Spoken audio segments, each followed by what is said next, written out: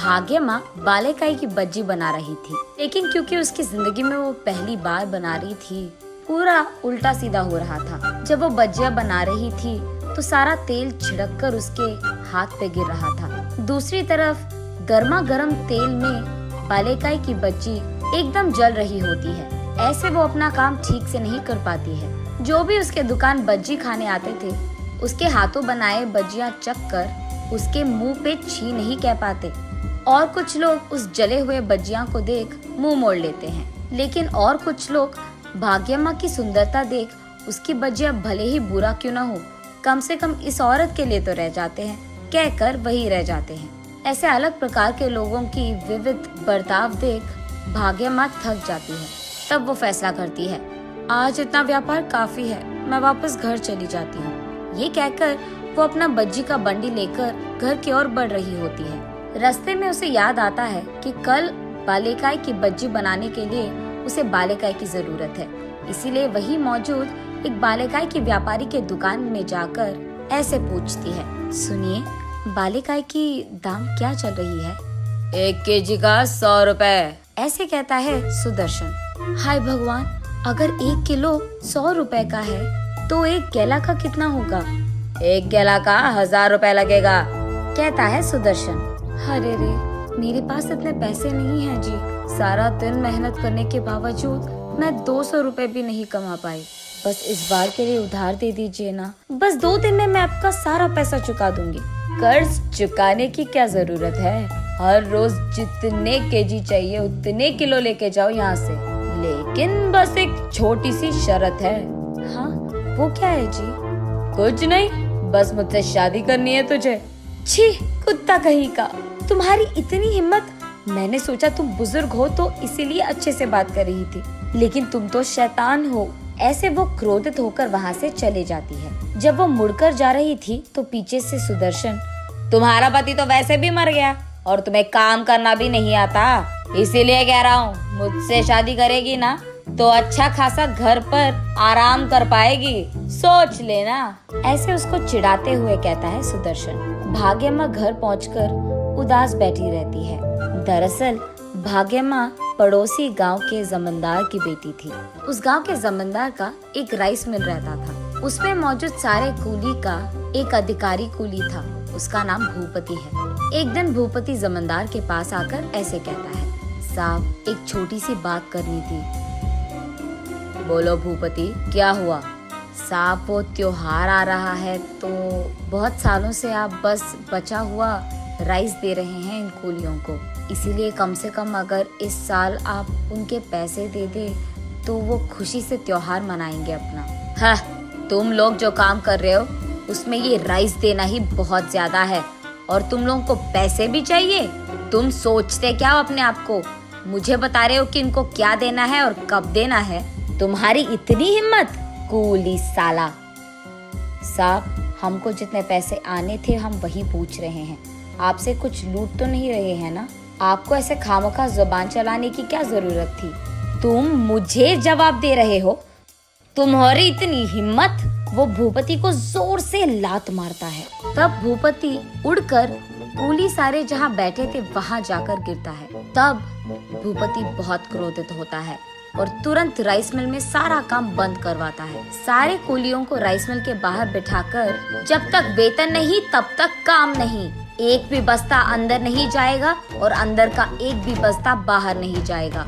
और क्योंकि ये लोग उस सारा दिन वहीं पर बैठे थे, जमींदार को नीचे उतरना ही पड़ा।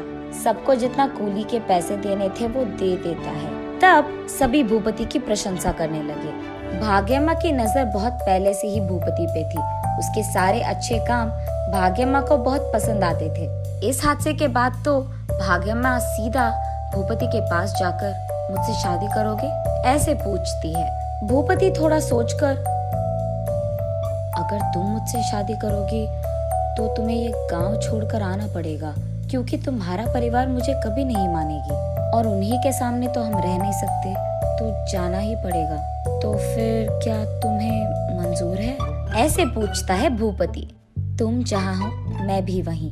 अब से मेरी जिंदगी सिर्फ तुम्हारे साथ। तब ये दोनों उस गांव छोड़कर ये गांव आते हैं। दोनों बहुत दिन बहुत अच्छे से जीते हैं। और क्योंकि भाग्यमा बड़े घर की बेटी थी, भूपति उसे यहाँ कोई काम करने नहीं देता था।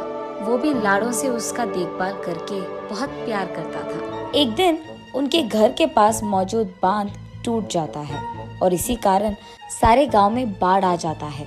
उस दिन आए हुए बाढ़ में बहुत सारे लोग घायल हो जाते हैं और खो जाते हैं। उनमें से एक था भूपति। और बस उस दिन के बाद से भाग्यम्मा की कष्टाएं शुरू हो गई। किसी को भी उस गांव में नहीं पता था कि भूपति कहाँ पे है, लेकिन भाग्यम्मा उस गांव के चारों ओर घेरे हुए सारे जंगलों में जाकर अपने पति को ढूंढने लगती है। लेकिन कहीं भूपति ना दिखाई देने के कारण वो अकेले ही अकेले बहुत रोती थी और कुछ ना कर पाने के कारण वो उस गांव के अधिकारी के पास जाकर उसके पति को ढूंढने के लिए निवेदन करती है, लेकिन कोई भी उसकी बात नहीं सुनता है। ऐसे कुछ दिन रोते रोते उसके घर पे ही बैठे रहती थी, लेकिन बाद में फैसला करती है कि तब तक उसे अपने आप को संभालना होगा।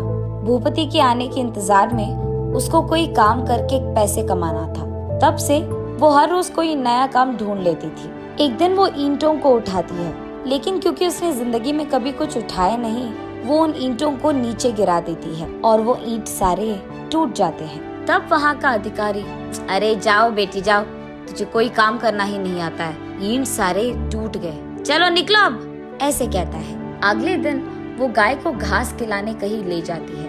तब उनमें से एक बछड़ा बिछड़ जाता है। तब वहाँ का अधिकारी भी, नहीं होगा बेटी तुमसे ये काम, जाकर कोई और काम ढूंढ लो, जाओ, ऐसे कहकर उसे वहाँ से बेच देते हैं। और आज ऐसे होता है। घर पे बैठे भाग्यश्री जब अचानक ऊपर देखती है तो उसे देवता की मूर्ति दिखाई देती है। उस मूर्ति के पास जाकर वो ऐसे रोती है, एक ही बार में मुझे ऐसे मुश्किलों में डालना था क्या? क्या इसी दिन देखने के लिए मुझे बचपन से लाड़ों से पाला गया? मेरा पति जहाँ भी हो उसे घर लौटा दो और ऐसे ही मेरा काम भी करवा दो और मुझे पैसे कमाने का एक रास्ता दिखा दो। ऐसे रोते रोते भाग्यम्मा उसी मूर्ति के पास रह जाती है। अगले दिन जब भाग्यम्मा बाहर आकर देखती है तो उसके घर के बरामदे में मौजूद सारे बालेकाई के पेड़ बालेकाई से भरे हुए होते हैं। तब भाग्यम्मा को लगता है कि देवी की कृपा था ये सब। वो बालेकाई और केलों को बेचने मार्केट जाती है। एक तरफ वो बालेकाई को बेचती थी और दूसरी तरफ बालेकाई की बज्जियां बनाकर उनको भी बेचती थी। वो चकाचक सारे काम करने लग जाती है और वहाँ का भीड़ भी चकाचक उसके पास आते हैं। और तो और सारे लोगों को उसके हाथों से बनाए बालेकाई की बज्जी बहुत अच्छे लगते हैं। ऐसे एक ही दिन में और कुछ ही घंटों में उसके सारे बालेकाई और केलों को बेचकर वो खुशी खुशी घर लौट आती है। घर आते ही वही बरामदे में बैठे अपने पति भूपति को रोते हुए देख उसके पास भागते हुए भाग्यम्मा, क्या हुआ जी, कहाँ थे आप रो क्यों रहे हो? ऐसे उनसे पूछती है भाग्यम्मा। भाग्यम, तू ठीक ही तो है? मुझे तेरा बहुत फिक्र था, मुझे पता नहीं था कि तू कहाँ थी और क्या कर रही थी, ऐसे कहता है भूपति। तब जाकर वो दोनों इतने दिन जो कुछ भी हुआ एक दूसरे से कहते हैं। तब भूपति, उस सुदर्शन का अंत तो मैं देखूंगा ही, ये कहकर अब से तुम्हें काम करने की कोई जरूरत नहीं है, मैं आ गया ना, मैं ख्याल रख लूंगा सबका, ऐसे कहता है। नहीं जी, ऐसा करना गलत है, सबको काम करना आना चाहिए। जब किसी को हम लाड़ों से पालते हैं, वो अचानक कभी मुश्किल में पड़ गए तो वो अपने आप को संभाल नहीं पाएंगे। इसीलिए आज से हम दोनों मिलकर काम करेंगे और पैसे कमाएंगे। भूपति भी मान जाता है और अगले ही दिन से ये दोनों बालेकाई की बज्जी और बालेकाई और केलों को बेचने लगते हैं। बहुत ही कम समय में बहुत सारा पैसा कमा लेते हैं। और इतना ही नहीं, बांध के विषय में सुदर्शन को गिरफ्तार करवाता है भूपति। ऐसे वो पति पत्नी उस दिन से खुशी से रहते हैं।